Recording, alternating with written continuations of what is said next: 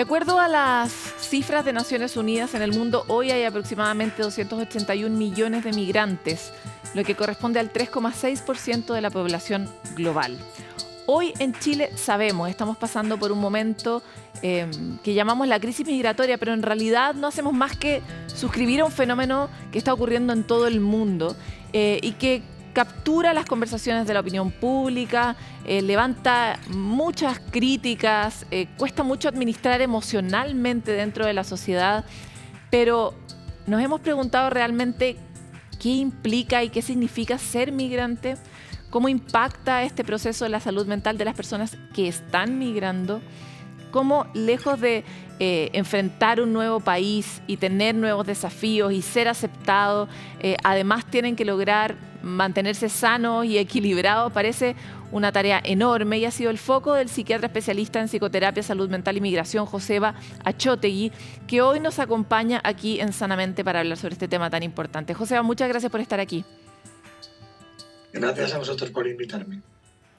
Quisiera partir con este cuadro que tú has hecho en distintas entrevistas donde explicas más o menos cómo se siente este síndrome que tú has llamado de Ulises, que es el síndrome de quien está migrando.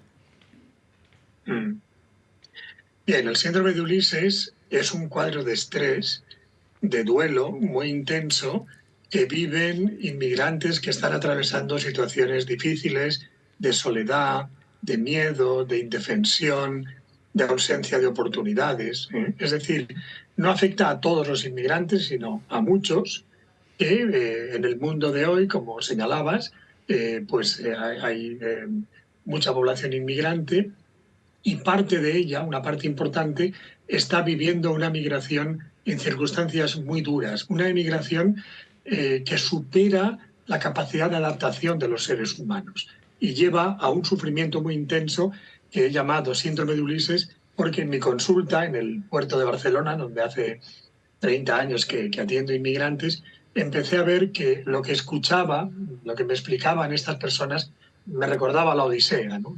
Soledad, miedo, lucha por ir adelante, no ver salida, y de ahí salió esta idea del síndrome de Ulises.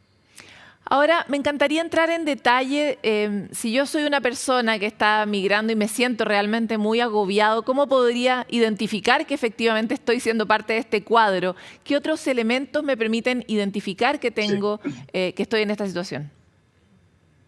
Sí, el síndrome de Ulises, como decía, es un cuadro de estrés, de duelo. Esto no es una enfermedad.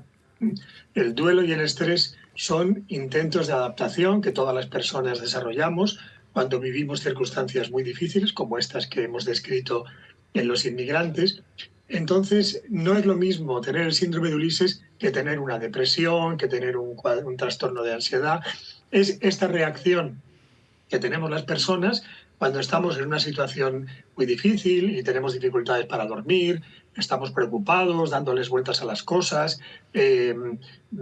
nos duele la cabeza. Yo incluso llegué a hablar de inmigraña, migraña del inmigrante, porque las dos palabras tienen la misma raíz, ¿no?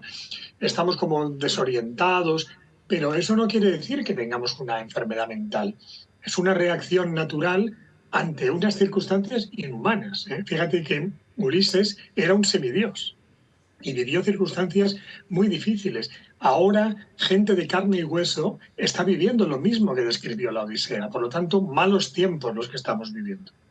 Totalmente. En una entrevista que leía, tú hablabas de distintos cuadros que suelen compartir las personas que están migrando. Y es, por ejemplo, la pena de abandonar el lugar donde uno vivió, de perder un poco la cultura, sí, ¿no? De alejarse. Cuéntanos un poco más de eso.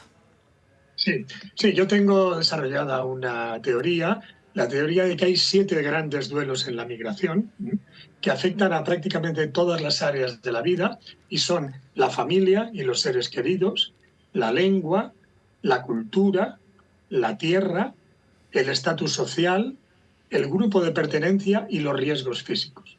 Pues todo. Es decir, cuando una persona emigra, le cambian todas las circunstancias que le rodean.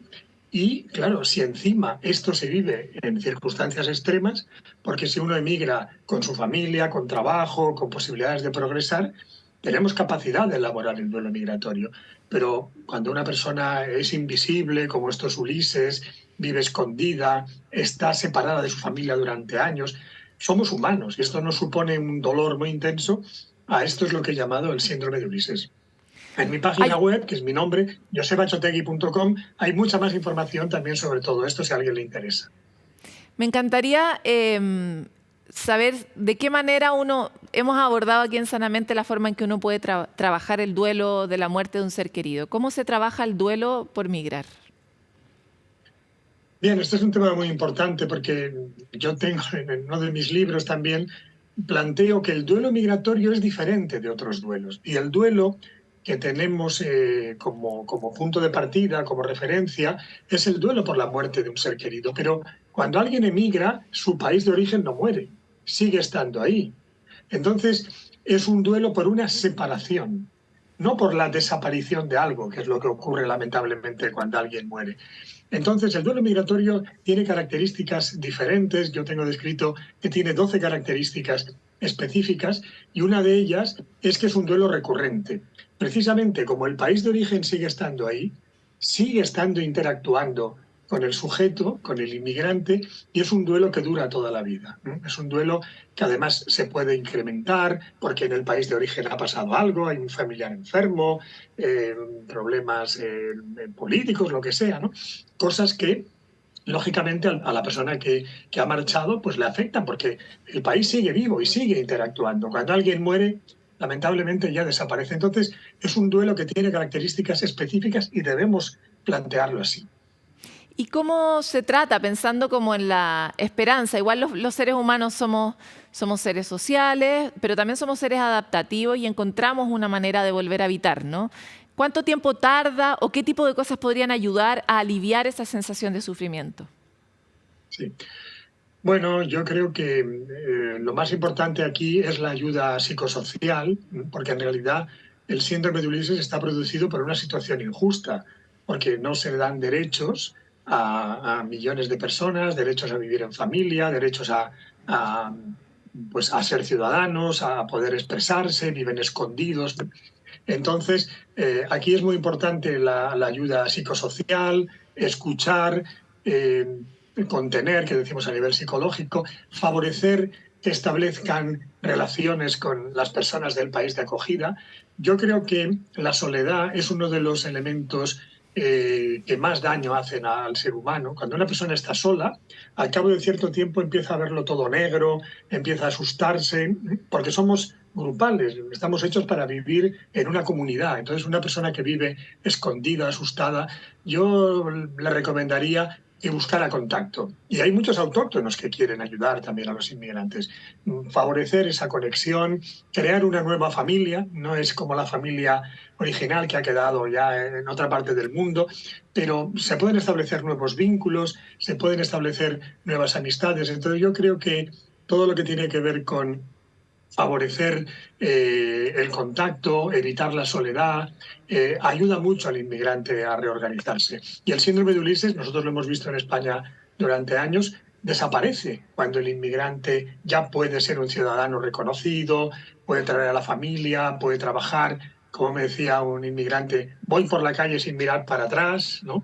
Entonces desaparece porque es un cuadro reactivo, no es ninguna enfermedad, no necesita pastillas, necesita apoyo, contención y también, pues claro, que las circunstancias de la migración no sean tan dramáticas, ¿no? Estamos viviendo unos tiempos muy difíciles. Ulises finalmente pudo reencontrarse con su familia. Esperemos que los inmigrantes del mundo de hoy también puedan cumplir sus sueños, ¿no?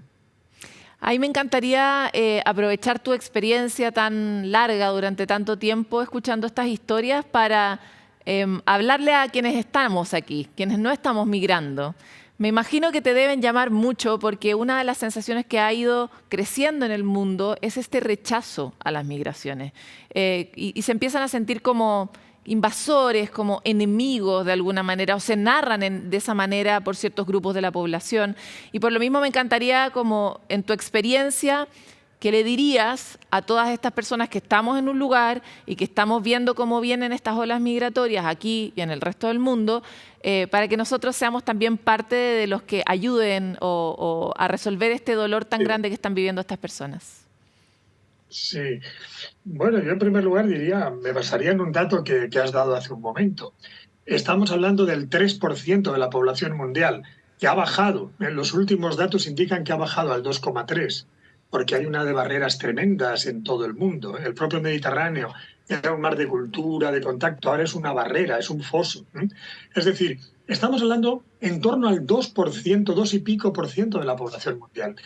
¿Esto es una invasión? ¿El 2%? Yo creo que hay una exageración de las cifras, ¿no? Que hay una, digamos, hipérbole con todo esto, porque tampoco es tan sorprendente que el 2% de toda la población de un planeta se mueve. Más bien sería preocupante que nadie se moviera casi, ¿no? Porque es que el 2 no es mucho, ¿no? Entonces yo creo que hay muchos fantasmas con esto, hay mucha utilización.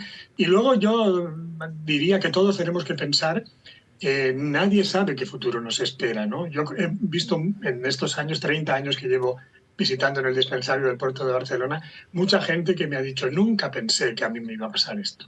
Yo pensé que esto pasaba a los demás, ¿no? Gente que vivía en países pues, que tenían una estructura que más o menos funcionaba y luego todo se vino abajo y tuvieron que marchar. Entonces, tampoco sabemos qué futuro nos espera, ¿no? Y yo creo que en todo caso, además, yo creo que la migración, como todas las cosas de la sociedad, tienen que estar reguladas. Todo está regulado. Tenemos un tiempo para esta entrevista, hay un tiempo para todo, ¿no?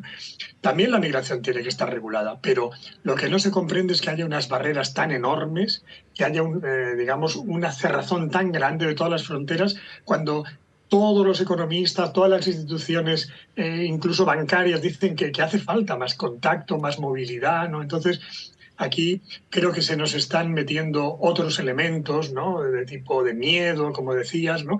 Que están haciendo que no se planteen las cosas bien. Y desde el punto de vista de lo que yo trabajo, esto genera un enorme sufrimiento. A todas estas personas que viven separadas, asustadas, hay un enorme sufrimiento para mucha gente porque quizás no se están haciendo bien las cosas. Totalmente, no se están haciendo bien las cosas, hay bastante prueba de ello, ¿no? Para cerrar, Joseba, que ahora aprendí a pronunciar tu nombre, me encantaría saber cuál es para ti, qué es lo más común que encuentras en una consulta con una persona migrante. ¿Cuál es la frase o el sentimiento que une a estas personas, para bien o para mal? Sí. Bueno, yo creo que el emigrante es una persona muy admirable, es un Ulises, es un héroe del siglo XXI. Yo te podría contar historias que superan a la Odisea, o sea, que son mejores que capítulos de la Odisea, ¿no? De lucha, de dificultades, de salir adelante. Entonces, yo creo que el emigrante es una persona proactiva, una persona luchadora, muy solidaria, que envía mucho dinero a su familia, podría vivir mejor y envía casi todo lo que gana, que tiene muchos valores de los que nosotros también podríamos aprender.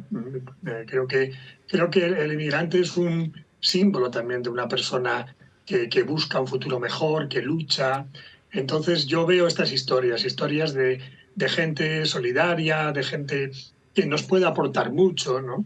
Y entonces, yo empatizo con estas personas, ¿no? Y realmente creo que han hecho cosas que yo creo que muchos de nosotros no hubiéramos tenido la capacidad de hacerlas. Por lo tanto, hay una admiración también hacia estas personas.